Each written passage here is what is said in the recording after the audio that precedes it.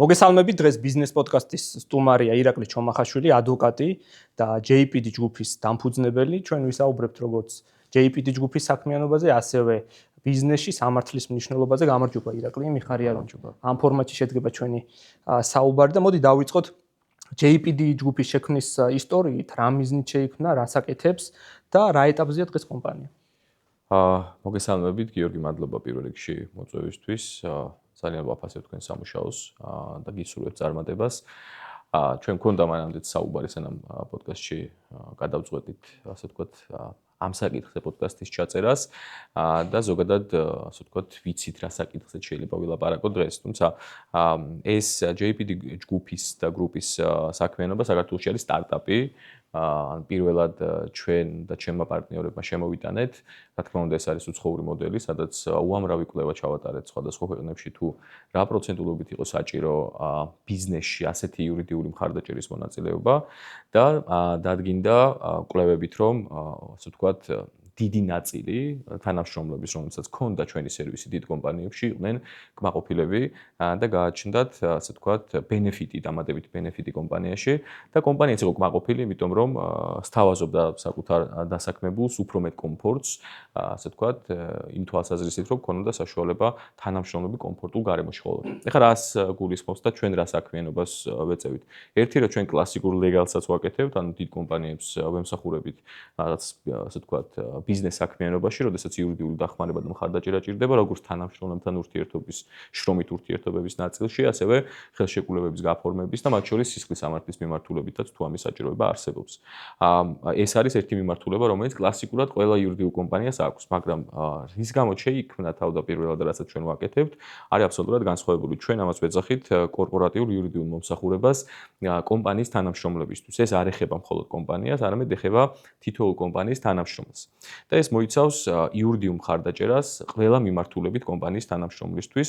ბჭყალებში ამას დაზღვევასაც ვეძახით, თუმცა დაზღვევის სტილია, მაგრამ ამას დაზღვევის ტერმინს ვერ დავარქმევთ. უფრო იურიდიულ მხარდაჭერას დავარქმევთ ამ მოცემულობას და 6 თვე მუშაობდით პროგრამებზე, შევქმნით სოფტები, ანუ პროგრამები, საიდან შეუძლია დაგვიკავშირდნენ ჩვენი ბენეფიციარები, ანუ დიდ კომპანიაში დასაქმებული, ასე ვთქვათ, დასაქმებული პირები, რომლებიც შეიძენენ ჩვენ პაკეტს, ან კომპანია შეუძენს, ასე ვთქვათ, ჩვენს პაკეტს ამ საკუთარ თანამშრომლებს და გვაქვს ასევე call center, გვაქვს სოფტი, საიდან შეიძლება დაკავშირება და ფაილების ატვირთვა და მომსახურება და უწევთ 24 საათიან მომსახურებას გადაუდებელ შემთხვევებში თანამშრომლებს. აი ზოგადად რა არის, ხო? პირველი, რაზეც შესავლის შემდეგ უნდა ვილაპარაკოთ. ეს პროდუქტი არის ყველა თანამშრომლისთვის იურიდიული, დამოუკიდებელი იურიდიული მომსახურების გარანტია. ანუ ადამიანს, რომელსაც ამ ქვეყანაში შეიძლება ნებისმიერ რამე მოუვიდეს იურიდიულად, 24 საათი ექნება წვდომა საკუთარ იურისტთან, ან call center-ის საშუალებით, ან პროგრამის საშუალებით და ექნება საშუალება, რომ ნებისმიერ საკითხზე დასვას შეკითხვა მიიღოს იურიდიული კონსულტაცია, შეუდგინონ დოკუმენტები, გაასაჩივრონ ჯარიმები და ასე შემდეგ. ჩვენი მთავარი მიზანი სწორედ არის რაოდენობრივად მომსახურება და ჩვენ გვინდა რომ მაქსიმალურად მეტ ადამიანს მივცეთ კომფორტი და საშუალება, რომ ნებისმიერ პრობლემაზე მოგმართოს. და რა თქმა უნდა, ეს არის როგორც დაზღვევა, ყოველთვიური მცირედი გადასახადით, რომელსაც ხშირ შემთხვევაში კომპანია უზრუნველყოფს და ბენეფიტს თავაზობს, როგორც მაგალითად ეს შეიძლება იყოს სამედიცინო დაზღვევის ბენეფიტი ან რაღაც ნებისმიერი ბენეფიტი, ან ეს არის ხოლმე ინდივიდუალურად ადამიანების მხრიდან გამოხატული. ირაკლი, ეს ახალია ხო საქართველოში, იმიტომ რომ საქართველოში არსებობს ჯანმრთელობის, ავტომობილის ქონების დაზღვევა და საერთაშორისო უფრო განვითარებულ ქვეყნებში არის ეს კორპორაციული იურიდიული დაზღვევა. რაზეც ახლა შენ საუბრობ. და რა არის, რატომ არის მნიშვნელოვანი ეს სამართლებრივი კორპორაციული იურიდიული დაზღვევა ბიზნესისთვის ისევ მნიშვნელოვანი, როგორც პირობითად ქონების ან ფინანსური რისკების დაზღვევა. და საქართველოში როგორც ხედავ, პირველი ნაბიჯებს თქვენ გქონთ ახლა ამ მიმართულებით. ხო, ანუ აქ ჩვენ საზღვრავთ, რომ ბიზნესისთვისაც ერთი მხრივ მომგებიანი იყოს და მეორე მხრივ თავად დასაქმებულისთვისაც რომ გამოხატოს ინტერესი. ბიზნესისთვის, ბიზნეს ყოველთვის აინტერესებს ნორმალურ პირობებში რა მოცემულობაში მუშაობს მისი თანამშრომელი. აქვს თუ არა კონკრეტული სტრესი, პირადი ცხოვრებიდან გამომდინარე და ასე შემდეგ. ჩვენ ვკვლევებს რომ დავეფუძნეთ თანამშრომლების 20% დიდი კომპანიების ყოველწლიურად განიცდის პირად, ასე ვთქვათ, იურიდიულ პრობლემებზე გამოწვეულ სტრესს. ხშირ შემთხვევაში ფიქრობს იურიდიულ პრობლემებზე თუ როგორ უნდა მოაგვაროს, ეძებს ადვოკატს, ეძებს ადამიანებს, რომლებიც დაეხმარებიან სახლის გადაფორმებაში, ჯარიმის გასაჩივრებაში, წერილების შედგენაში, ნებისმიერ საკითხში და ამან შეიძლება გამოიწვიოს კომპანიისთვის სერიოზული ფინანსური ზიანი. მათ შორის თანამშრომლის მხრიდან დევიაციები რაღაც თვალსაზრისით ფინანსურ ნაწილში და ასევე კონცენტრაციის დაკარგვაც მათ შორის. და თუ თანამშრომელს ექნება განცდა, რომ რა პრობლემის წინაშე არ უნდა იდგეს სახლში ან გარეთ ან სამსახურში, ეყოლება ადამიანთა ჯგუფი, რომელსაც ნებისმიერ საკითხზე მიმართავს, ეს ერთი მხრივ თანამშრომლისთვის არის ბენეფიტი და ძალიან კარგი. შევაჩვევთ მათ შორის ქართულ საზოგადოებას, რომ იურის უნდა მიმართონ იქამდე, სანამ პრობლემა გაღვივდება, პრევენციაზე ვიმუშაოთ და არა პრობლემის მოგვარებაზე. უფრო იაფი ვიდრე შემდეგ დავა. ზუსტად მაგას ვამბობთ ჩვენ. იმიტომ რომ ხშირ შემთხვევაში ადამიანს არ აქვს საკმარის ფული თუნდაც იურიდიული კონსულტაციისთვის. ხო, საკმარის თანხა არ აქვს. თუ მას მიზერული თანხა კომპანია გადაუხდის მიზერულ თანხას და იქნება საშუალება, რომ შეუზღუდავი წვდომა კონდეს, ასე ვთქვათ, ამ მიმართულებით ის არ გახდება თაღლითური სქემების მსხვერპლი, ხშირ შემთხვევაში არ გახდება სახელმწიფოსგან გარკვეული თვალსაზრისით შეიძლება არასწორი მიდგომის მსხვერპლი და ასე შემდეგ. მუდმივად ექნება განცდა თანამშრომელს, რომ ერთი მხრივ ჩვენი კომპანია მას ეზრუნავს, ხოლო მეორე მხრივ ჩვენი კომპანია მათი კომპანიის დახმარებით ზრუნავს.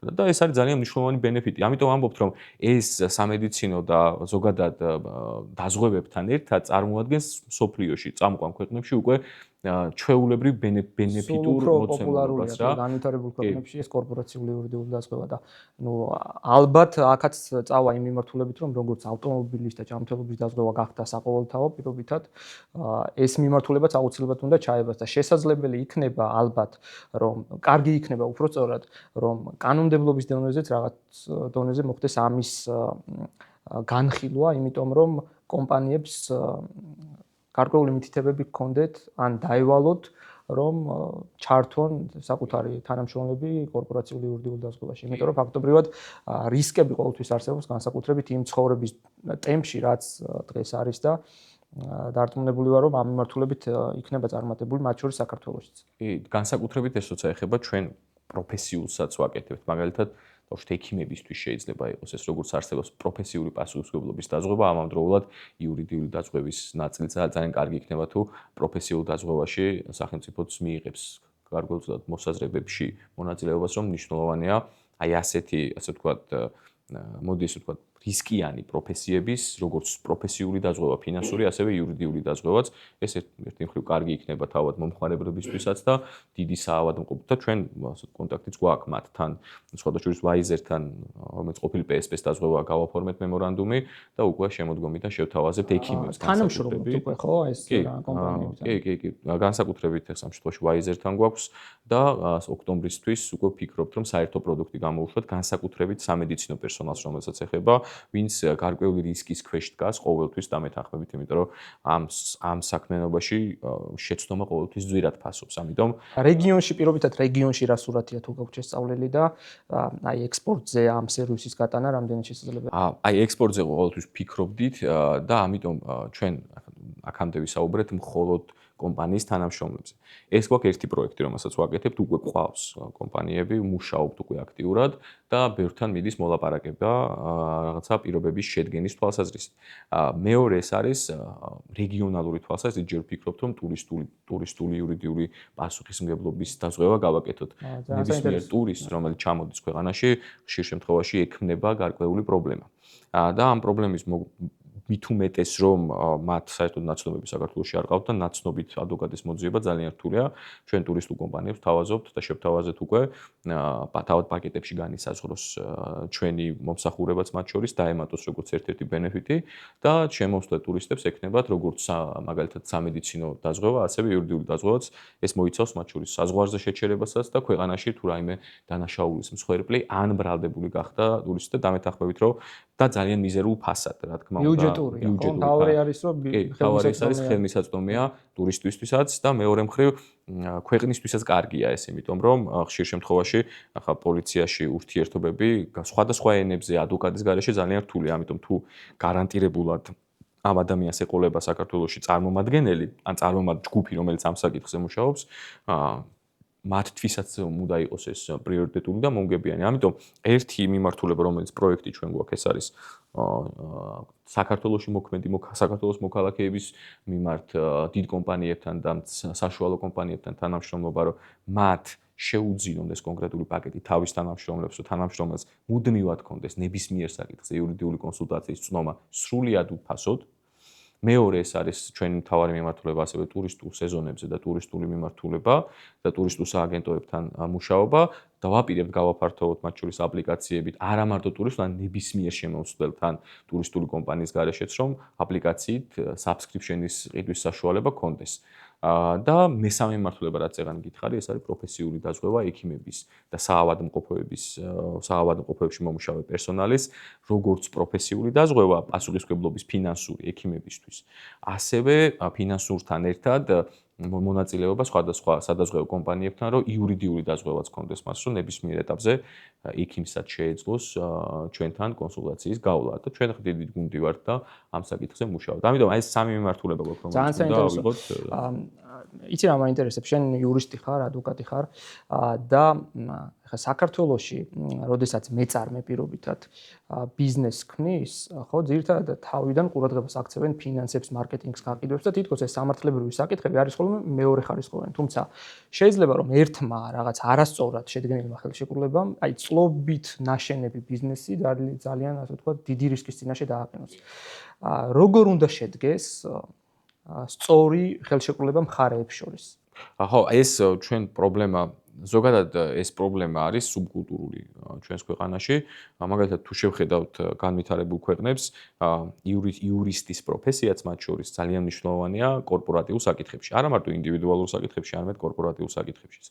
საქართველოში თუ დიდი კომპანია არ არის, კორპორატიული იურისტები არ ყავთ. ჩვენ გითხარით თავიდანვე, რომ ამასაც ვთავაზობთ დიდ კომპანიებს, თავიდან ჩვენ შევდივართ დიდ კომპანიებში, შიდა წესდებასაც, ასე ვთქვათ, განაწესებს ვაშენებთ იმისათვის, რომ სწორად მოხდეს შრომითი ურთიერთობების დარეგულირება, პერსონალური მონაცემების დარეგულირება და კომპანია არ დადგეს იმ, ასე ვთქვათ, პრობლემის წინაშე, რომ შეიძლება ფინანსურზე იყოს ბოლომდე აგებული, მაგრამ ისეთი იურიდიული შეცდომა დაუშვან ჯერ ხელშეკრულებამდე.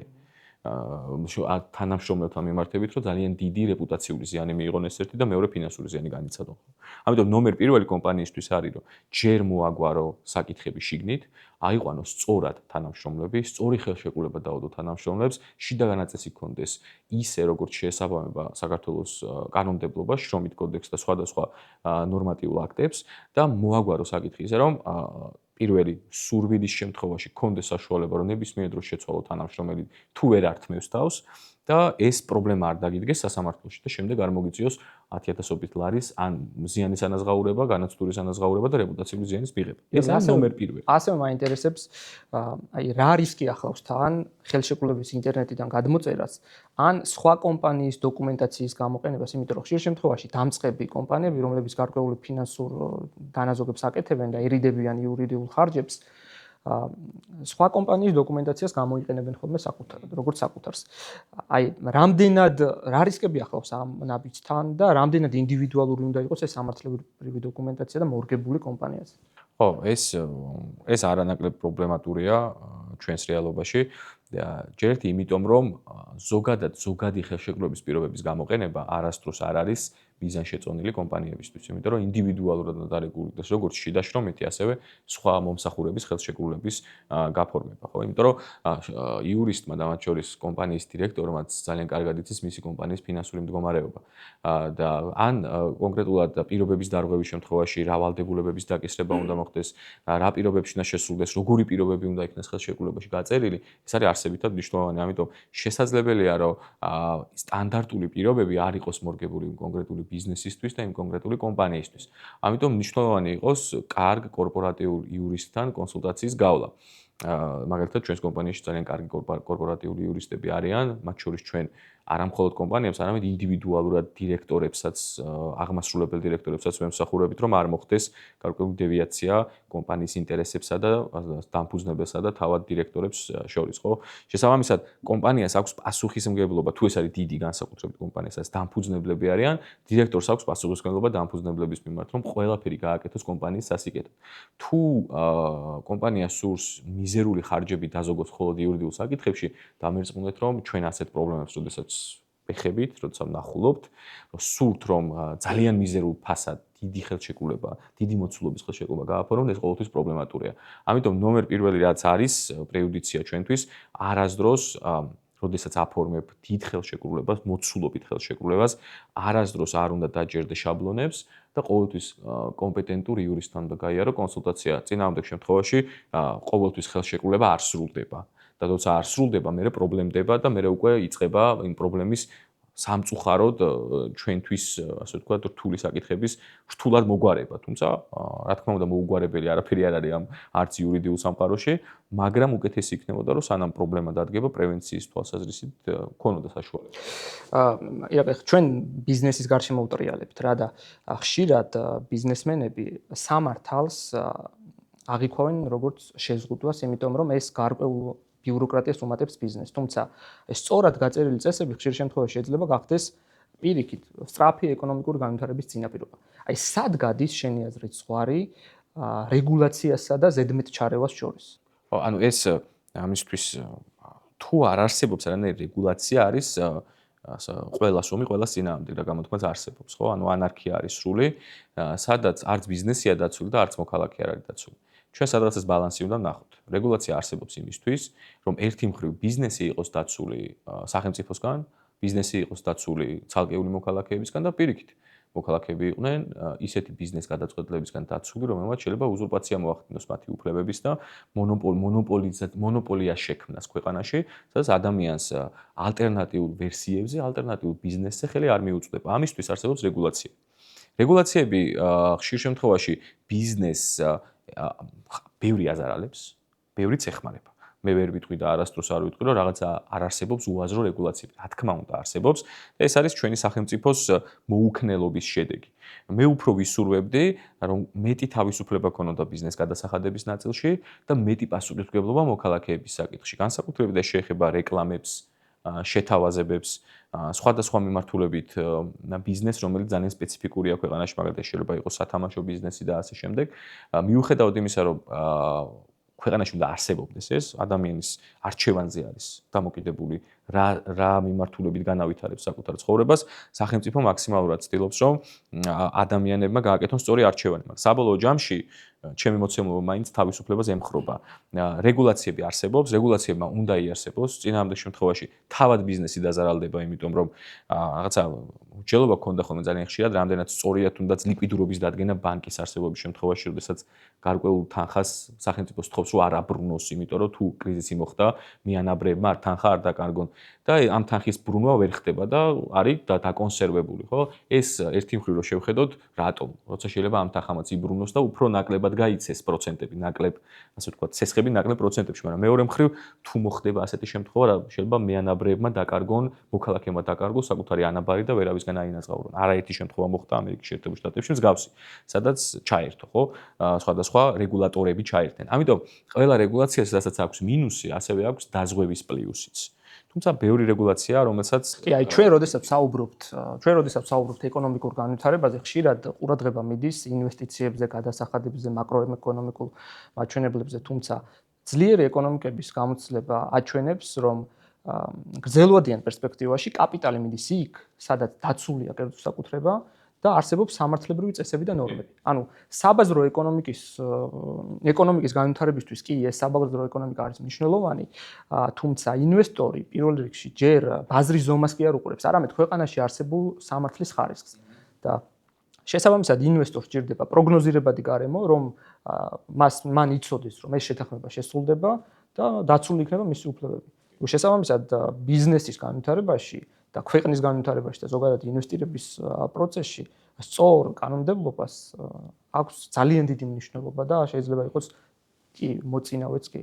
ხო, იმიტომ რომ სწორედ ესე ვამბობ, დიდი ინვესტიციები ქვეყანას შემოდის მაშინ, როდესაც გრძელვადიან პერსპექტივაში ბიზნესმენმა იცის სტაბილურობის ფასი. თუ კანონმდებლობა მუდმივად იცვლება, განსაკუთრებით იმ პირობებში, როდესაც სწრაფად ხდება კანონების მიღება, რომელმაც შეიძლება შეზღუდოს როგორც ბიზნესი, ასევე სხვა მოქალაქეები, დიდი ინვესტორები ყოველთვის თავს შეიკავებენ რისკიანი ბიზნესის, რისკიანი ინვესტიციის განხორციელებისგან, ხო?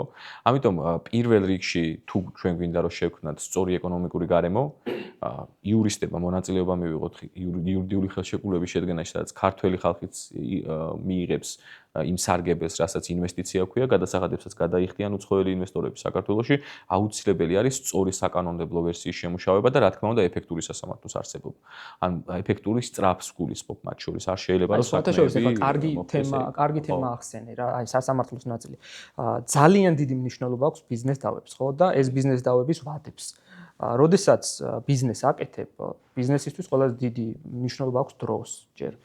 და თუ ეს დავა 4-5, ხშირ შემთხვევაში 10 წლითაც კი იწელება, ეს არის უდიდესი პრობლემა რა. მე მქონია პრაქტიკაში ვიცი ასეთი кейსები, როდესაც 5 წლით, 6 წლით ეს დავები იწელება და ბიზნეს, როდესაც ჭირდება სწრაფი მოძრაობა, რაღაცის აქტივის დროულად გაყიდვა, დროულად შესყიდვა და უბრალოდ პარტნიორული დავების დროულად გადაწყვეტა და მაშინ რომ ეს დავები იწელება, იმიტომ რომ რაღაც თაროზია შემოდებული და ანუ უბრალოდ რაღაც დროული მენეჯმენტი ამის არ ხდება, ეს ძალიან აფერხებს ეკონომიკურ განვითარებას. ამიტომ აქ ალბათ ძალიან სერიოზული ნაბიჯები იქნება გადასადგომი, რომ ეს პროცესები დაალაგდეს და ამან ხელი უნდა შეუწყოს შემდეგ განვითარებას. უფრო მეც გეტყვით, საქართველოში 100,000 მოსახლეზე 9 მოსამართლეა. სულ ყავს 366 მოსამართლე, იქნება რა თქმა უნდა სამოქალაქო, სადაც ძირითადად ბიზნეს დავები განიხილება, იმის ნახევარზე ნაკლებია, რა თქმა უნდა, და სტანდარტულად ევროპულ ქვეყანაში 100,000 მოსახლეზე მოდის 21-22 მოსამართლე. ასევე გვაქვს შემთხვევები, როცა 4-5 წლით იდება სხდომები და ფაქტობრივად ბიზნეს დავებიც მათ შორის. და ინვესტიციას და მშენებლობა შეეხებოდეს, შეიძლება კონკრეტული თანხის გადმორიცხვას და შემდეგ ბიზნესის გახსნას, ბევრ რამეს შეიძლება შეეხებოდეს ეს დავა, პარტნიორებს შორის შეიძლება არსებობდეს ეს დავა, რომელმაც ბიზნესი გაკოტრებამდე მიიყვანოს, თუ სწრაფად არ იქნა გადაწყვეტილი, ხო? ან რაღაცა სახელშეკრულებო პირობების დარღვევის შედეგად ზიანის ანაცხაურებას, ხო? ბიზნესმა თუ ვერ მიიღო ის ზიანი, რომელიც შეიძლება მიადგეს კონკრეტული პირისგან ან სხვა მეორე კომპანიისგან, შესაძლებელია მან ის ინვესტიცია რამდენიმე წლით ვეღარ განახორციელოს, ვეღარ აიღოს ის პასუხისმგებლობები, რომელიც აქამდე ჰქონდა. ამიტომ სწრაფი მარცხაჯულება არის ძალიან მნიშვნელოვანი სამართლიან მარცხაჯულებასთან ერთად. ჩვენს ქვეყანაში სამწუხაროდ მოსამართლეთა რაოდენობა 3-ჯერ ნაკლებია, ვიდრე საჭიროა. ზოგ მოსამართლეს 700-800 საქმე აწერია სამოქალაქო განხრით. ახლა როგორ წარმოგიდგენიათ, მოსამართლემ, რომელსაც 700 საქმე აწერია, ეფექტურად და სწრაფად გადაწყვიტოს ეს დავა. ამიტომ ეს არის ეკოსისტემური საკითხი, ხო? როგორ შეიძლება ინვესტორს აჭირდება ქვეყანაში. ქვეყანას ჭირდება კანონმდებლობა, გარანტიები, მშვიდი გარემო და სამართლიანი სასამართლო სწრაფი, რომ ზუსტად იცოდეს, რომ თუ მას ზიანი მიადგება, მყისიერად აინაზღაურებს ზიანს, არა მარტო ინვესტორსა, თუ საუბრობთ ინვესტორებზე, ხო ჭირდება მათ შორის მოქალაქესაც, თუ მოქალაქეს მიაყენა ზიანი ბიზნესმა, მოქალაქემაც უნდა აინაზღაუროს ბიზნესისგან ზიანი. თუ ჩვენ ქვეყანაში ამიტომ ვერ ჩამოყალიბდა ამის კულტურა. ირაკლი, მე მაქვს შეხება მქონია ისეთ საქმეებთან, როდესაც ეს იციან კორპორაციებმა, რომ ეს დავადები სამართლებრივი დავები დროში იწელება და ამით სარგებლობენ და აი მოქალაქეებთან დაკავშირებით ხშირად არის რომ როდესაც იგივე სადაზღვევო კომპანიები შესაბამისად არ ანაზღაურებენ თანხებს და ამათან შემდეგ რაღაც კონფლიქტი არის და ეს გადაინაცვლებს ხოლმე სასამართლოში, ხო? იქ დგება საკითხი, რომ იწელება ძალიან, ანუ მოქალაქე, რომელიც ელოდება საკუთარი ზიანის ანაზღაურებას, პირობითად ეს იქნება მანქანის დაზღვევა თუ სხვა რაიმე ქონების დაზღვევა და არ ეთანხმება ამ შემთხვევაში რომელიმე სადაზღვევო კომპანიის შეფასებას და მიდის პროცესი უკვე სასამართლოში, ესაც შეიძლება ძალიან დიდი ხნით გაიწელოს და ამით იმ მოუქნელი სასამართლო სისტემის გამო, რომელიც დროში იწელება, სარგებლობს მათ შორის ეს მსხვილი კორპორაციები და ეს ძალიან არახუმანური მიდგომა არის მოქალაქეების მიმართ. და ამან ეს განაპირობებს მათ შორის არაეფექტურობა განაპირობებს მათ შორის სხვა ალტერნატიული გზების ძიებას, რომელიც ძალიან ხშირ შემთხვევაში მივყავართ კრიმინალამდეც მათ შორის. ამიტომ მნიშვნელოვანი არის ერთი მხრივ, რომ თავად მოქალაქეები არ დაზიანდნენ და კომპანიებისგან სწრაფად მიიღონ ის ზიანი, რომელიც მათ ეკუთვნით. და მეორე მხრივ ესენი შეიძლება იყვნენ კომპანიებიც, რომლებიც ითხოვენ ზიანის ანაზღაურებას მოქალაქეებისგან და შეიძლება 4-5 წლის განმავლობაში ვერ მიიღონ ამ ზიანის ანაზღაურება, დაყადაღებული კონდეს ან ერთ მხარეს, ან მეორე მხარეს ეს ქონება 5 წლის ვადით და წარმოიდგინეთ, რომ შემდეგი წლის ბიუჯეტში ვერ წერა, ვერც შემოსავლად, ვერც გასავლად. ამდენიმე დავას, რომელმაც შეიძლება გადამწყვეტი როლი ითამაშოს შენი ბიზნესის განვითარებაში. ირაკლი, მაქვს ესეთი შეკითხვა. არსებობს ესეთი, როდესაც ბიზნესი სრულად იცავს კანონებს და ნორმას, ეს რამდენად შეიძლება იქცეს კონკურენტულ მინუსად. რას გულისხმობ? და ამ შემთხვევაში სხვა კომპანიები, რომლებიც არ იცავენ ამ წესებს და ნორმებს და შეიძლება გარკვეული ეს პროცესები ეპატიოთ მას, პასუხისგებლიანი კომპანია რამდენად შეიძლება დადგეს, უბრალოდ რისკის წინაშე, იმიტომ რომ ის იცავს ყველა ამ წესებს და ნორმებს, სხვა კომპანიები არ იცავენ ამას და შემდეგ რაღაც გადაწყვეტილებების გამო მათ ეპატიებათ პირობითად ეს დავალიანება სახელმწიფო ბიუჯეტის მიმართ ასე შემდეგ და ეს რამდენად არის ნორმალური და ასეთმა წარმატებულმა პასუხისგებლიანმა კომპანიებმა ამ შემთხვევაში რა უნდა გააკეთოს და შენ თუ ქონია ესეთი გამოცდილება რომელიმე კომპანიის? კი, უბრალოდ აქ კონკურენტუნარიან გარემოს, როდესაც გულისხმობთ, თუ რომელიმე მხარე არასამართლიანი წესებით თამაშობს, რა თქმა უნდა იმყოფება მეორე მხარესთან იმყოფება კონკურენციის უპირატესობის რეჟიმში. იმიტომ რომ თუ შენ არ იხდი მაგალითად გადასახადებს, არ ღვევ წესებს და შესაბამისად არ გაქვს გარანტირებული რაღაცა შრომითი ვალდებულებები კონკრეტულ კომპანიაში, შენ ზოგავ თანხას. თუ თანხას ზოგავ, უფრო მეტი თანხა გაქვს შემდგომ ინვესტიციების განსახორციელებლად. კომპანია, რომელიც რაღაც თავის ფინანსების შემოსავლების მოგების რაღაცა ნაწილს 20%, 30% უთმობს უსაფრთხოებას, როგორც იურიდიულს, ფინანსურს, გარემო უსაფრთხოებას მათ შორის, რა თქმა უნდა, მათი შემოსავალი ძალიან კლებულობს და რა თქმა უნდა, რეინვესტიციასაც შედარებით ნაკლებს ახდენს. თუმცა იმ მეორე კომპანიებს არ უნდა დავიწყდეთ არასდროს, რომ ასეთი მაღალ რისკიანი საქმიანობის განხორციელება ხშირ შემთხვევაში არა მარტო კორპორატიულ პასუხისმგებლობასთან არის დაკავშირებული, არამედ სისხლის სამართლებრივ პასუხისმგებლობასთანაც არის დაკავშირებული. ამიტომ შეიძლება ამ რისკიანმა მოქმედებამ მთლიანი ბიზნესის ასე ვთქვათ, დესტრუქცია გამოიწვიოს. შეიძლება დირექტორის პასუხისმგებლობა გამოიწვიოს და ბიზნესის ლიკვიდაციაც კი მათ შორის. ამიტომ, როცა ჩვენ საუბრობთ დანაზოგზე და კონკურენტულ გარემოზე, მნიშვნელოვანია, რომ ბიზნესის მიდგომა იყოს გამჭვირვალეც მათ შორის. თუ ბიზნესი ხედავს, რომ ვიღაცა აქტორი თამაშობს არაკონკურენტუნარიანად, მას უნდა კონდეს, რა თქმა უნდა, გამბედაობა იმისი, რომ ამასთან დაკავშირებით ხმამაღლა ისაუბროს და მათ შორის საგამოძიებო ორგანოსაც მიაწოდოს ეს ინფორმაცია. ამით შევეცდებით, რომ დავაბალანსოთ. ეს მაგალითი ჩვენ გქონდა მოქალაქეებთან დაკავშირებით, როდესაც გარკვეული მოქალაქეების რაოდენობას ჩამოეწერათ რაღაც ფინანსური დავალიანება სახელმწიფოსთან დაკავშირებით. იყო ესეთი შემთხვევა. კომპანიებზე არ ყოფილა, არ მახსენდება მე. მაგრამ მოქალაქეებთან დაკავშირებით იყო და მე არ მგონია სწორი მიდგომა, იმიტომ რომ ის პასუხისგებლიანი მოქალაქე, რომელიც იხდის გადასახადებს, ხო, ის არ უნდა გაათანაბრო უპასუხისმგებლო მოქალაქესთან, იმიტომ რომ ეს მიანიშნებს იმაზე, რომ მაშინ ის არის რა, შენ არ გაქვს мотиваცია რომ იყო პასუხისმგებლიანი სახელმწიფოსთან დაკავშირებით. ეს არასწორი მიდგომაა ძალიან. კი, მე არასწორს მათ შორის ეს საკითხი ერთი მხრივ მორალური დილემაა ხო ადამიანს, რომელსაც დავალიანება აქვს, რომ შეიძლება აქ ნახო ადამიანები, რომლებსაც განზრახ გააკეთეს ეს და საერთოდ არ ეკუთვნით ის ლობიერი მიდგომა და შეიძლება ნახო ადამიანები, რომლებსაც მეტი გზა არ ქონდათ ფინანსური საქმიდან გამომდინარე. თუ მეტი გზა არ ქონდათ, მე უფრო ჩავთვლიდი, რომ ინდივიდუალური ლობიერი მიდგომა შესაძლებელი იქნებოდა, მაგრამ საბოლოო ჯამში რაც ჩვენ უნდა ვისწავლოთ ევროპული ქვეყნებიდან, რაც ჩვენ უნდა ვისწავლოთ გამოცდილი თუნდაც აზიური ქვეყნებიდან, ისეთ როგორც არის იაპონია, სინგაპური, მნიშვნელობა არ აქვს ევროპულია თუ აზიური, მთავარია გამოცდილი იყოს ეკონომიკურ ნაწილში. არის პასუხისმგებლობის განცდა. როგორც ინდივიდუალურ დონეზე, ასევე კორპორატიულ დონეზე. მხოლოდ უფლება არ არსებობს ჩვენთან, არსებობს უფლებასთან ერთად ყოველთვის ვალდებულება. ამიტომ რა თქმა უნდა წახალისება არ შეიძლება, მაგრამ მეორე მხრივ თუ შევხედავთ სახელმწიფოს როლს ხშირ შემთხვევაში ფინანსური დანაკარგების ნაწილში, განსაკუთრებით იმ პირობებში, როდესაც სახელმწიფოს ვალდებულებაა, რომ საინვესტიციო გარემო შექმნა, სახელმწიფოს ვალდებულებაა, რომ მოქალაქეს მისცეს შესაბამისი საშუალება, რომ მან ნორმალურად ადამიანურ მდგომარეობაში იცხოვროს და ამას ვერ აკეთებს, ხანდახან შეიძლება გადადგას ეს ნაბიჯები, რომ თავად სახელმწიფომ გამოასწოროს მის მიერ ჩადენილი ქმედება. მაგრამ ის რომ მაგალითად რომელიმე ბიზნეს განცდა კონდეს, რომ მე არ გადავიხდი გადასახადებს და მე ვიღაც მაპატიებს და მეორე ბიზნეს კონდეს განცდა ინვესტორს, რომ იცი რა მე ვიხდი გადასახადებს, იმიტომ რომ მოლოდინი არ მაქვს რომ აპატიოს, რა თქმა უნდა ეს არაკონკურენტულ გარემოს ქმნის, მაგრამ იმ ბიზნესისთვის მე მაქვს ძალიან კარგი, ასე ვთქვათ, კარგი აზრი და რჩევა და სიახლე, რომ ეს ბიზნესი ყოველთვის იქნება დაცული და ბაზარზე ოპერირება შეძლებს, ხოლო ბიზნესი, რომელიც ცდილობს, რომ რეგულაციებს თავი აარიდოს და ამაში თანხები დაზოგოს, ყოველთვის არის რისკის ქვეშ.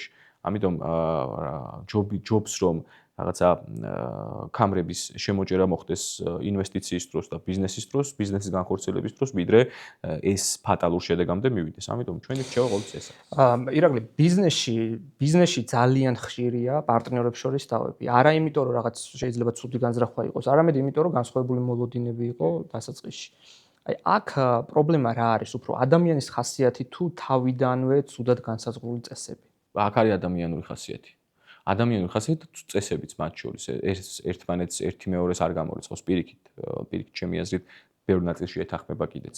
ჩვენ ზოგადად იურიდიულ ფორმალურ წესებს ყურადღებას არ ვაქცევთ თავის დროზე და ვქმნით პროდუქტებს, ვქმნით იდეებს ჩვენს პარტნიორებთან ისე, რომ შესაბამის გარიგებას, შესაბამის პირობებს, შესაბამის ხელშეკრულებას, შესაბამის წესდებას არ განსაზღვრავთ. ამიტომ და ეს არის პირველი ახდაცების საკითხი, ხო? როდესაც ადამიანი იწყებს ახალ რაღაცას, პარტნიორებთან გახარებულია და ფიქრობს, რომ ეს მოცემულობა ყოველთვის შენარჩუნდება. თუმცა მე სამწუხარო ამბავი მაქვს მათთვის, უდიდეს შემთხვევაში, სადაც განსაზღვრული არ არის ფორმები, ურთიერთობის, დარეგულირებული არ არის წესები, წილები და ასე შემდეგ. ყოველთვის მიდის სასამართლო დავამდე ეს საკითხი, იმიტომ რომ რამდენადაც არ უნდა კარგი პარტნიორი იყოს, ბიზნესია. და ბიზნესი ყოველთვის მუშაობს მოგებაზე და ადამიანს ყოველთვის ორიენტირებული ამბავი. ირაკლი, დღეს ხელოვნური ინტელექტს, ჩვენ ვართ ხელოვნური ინტელექტის AI-ის ეპოქაში. ხელოვნური ინტელექტს დღეს შეუძლია რამდენიმე წამში ხელშეკრულების შედგენა. ეს ნიშნავს თუ არა იმას, რომ მომავალში შეიძლება იურისტის როლი შემცირდეს, ან პირიქით გაიზარდოს, იმიტომ რომ თავად ამ ხელოვნურ ინტელექტს დასჭირდეს რეგულაცია. კი ბატონო. ესეთი გამოთქმა შეიძლება გამოვიყენოთ ამ მიმართულებით. რა თქმა უნდა, ჩვენი პროფესია არ გაქრება. არც იურისტის, არც ბუღალტერის, უბრალოდ განვითარდება ისეთ მოცემულობამდე, რომ როდესაც შენ იცი AI-ის გამოყენება სწორად, შენ იქნები კარგი იურისტი. რა თქმა უნდა, კანონებთან ერთად AI-ის გამოყენება. ამიტომ პროფესიები არ გაქრება, უბრალოდ პრიორიტეტი მიენიჭება იმ ადამიანებს, ვინც ამის სწორად გამოყენება იცის. იმიტომ რომ ერთი ეს დროსაც დაზოგავს, შეამცირებს და მეორე მხრივ ეს უფრო ეფექტური იქნება კომპანიის მართვის პირობებში. თუმცა დღევანდელი არც ერთი ქართული AI არ გვთავაზობს ისეთ პირობებს, რომელსაც შეიძლება კომპანიას მოარგოს ზუსტად. მაინც ზედამხედველობას საჭიროებს იურისტის. თუმცა იმდენი ჯერჯერობით ჩვენ სამართლებრივ გარემოში არ არის იმხელა რესურსი, იურიდიული, ლიტერატურული რესურსი, რომ AI მას ამუშავებდეს. თუმცა ამერიკის შეერთებული შტატებში, სადაც მაგალითად LexisNexis და Westlaw-ზე ატვირთული არის, დაახლოებით მომიწია ყოფნა იქ ვსწავლობდი და სამართალს ვსწავლობდი ამერიკაში, იქ არის იმხელა რესურსი, ლიტერატურა იურიდიული, რომ მას AI ძალიან კარგად ამუშავებს. და საჭირო თვითონ საძიებო სისტემაშიც კი, იურიდიულ საძიებო სისტემაშიც კი AI აქვს ინტეგრირებული იქ. იმიტომ რომ აი მაგალითად LexisNexis-ზე შეიძლება რომ AI-ის რეგულაცია გახდეს ქვეყანაში საჭირო, იმიტომ რომ მან, ასე ვთქვათ, ჯერ ერთი მოიპოვებს ხო ძალიან დიდი რაოდენობით მომხმარებლის ინფორმაციას და თუ შეიძლება რომ მომავალში რაღაც შეზღუდოს ან ზედმეტად ჩაერიოს ადამიანის ცხოვრებაში და ამის კანონმდებლობის დონეზე რეგულაცია ჩვენ დაგვჭირდეს. ეს არის ძალიან რთული შეკითხვა და მზარდი, იმიტომ რომ თუ შენ შეზღუდავ AI-ს, სხვა ქვეყანა არ შეზღუდავს მას და განვითარებას გააგრძელებს. ამიტომ არის ეს მსოფლიო გამოწვევა. თუ მაგალითად ამერიკის შეერთებული შტატები შეეცდება რომ შეზღუდოს პირადი ცხოვრების დაცვის ინტერესების გამო AI-ის გამოყენება და რეგულაცია დაუწესოს, ამას ჩინეთი არ გააკეთებს და პირიქით. ამიტომ მე ვფიქრობ, რომ რაღაც დონეზე რა თქმა უნდა იქნება რეგულაციები, იმიტომ რომ პირადი ცხოვრება, ინფორმაციის მიწოდება, პერსონალური ინფორმაციის დამუშავება ძალიან მნიშვნელოვანია, სად ინახება ეს ინფორმაცია და ასე შემდეგ. ჩვენთვის მნიშვნელოვანია, მაგრამ საბოლოო ჯამში არ არსებობს ჩემი აზრით არც ერთი მოსაზრება, რომელთან შენ შეგიძლია განვითარება შეაჩერო. AI არის განვითარება. AI არის მომავალი. შეუძლებელია ამის გარეშე 10-12 წლის შემდეგ შეუძლებელი იქნება რაღაცა სპეციფიკური საქმიანობების განხორციელება. ამიტომ ჩემი რჩევა იქნება, რომ ადამიანები ინტეგრირდნენ, ასე ვთქვათ, ურთიერთობაში AI-ს, იმიტომ რომ დაუშვათ ადრე თუ საქმეს დაჭირდებოდა 8 საათი, ეხლა EA-ის გამოყენებით შეიძლება დაჭირდეს 1 საათი. და ამას ძალიან აქტიურად იყენებენ წამყვან ქვეყნებში უკვე. ირაკლი, ჩვენ დრო გვეწურება, ბოლოსკენ უნდა გავიდეთ და მინდა მადლობა გადაგიხადო შენ მოსვლისთვის, საინტერესო საუბრისთვის. მადლობა და წარმატება მინდა უსურვო შენს კომპანიას, შენს გუნდს.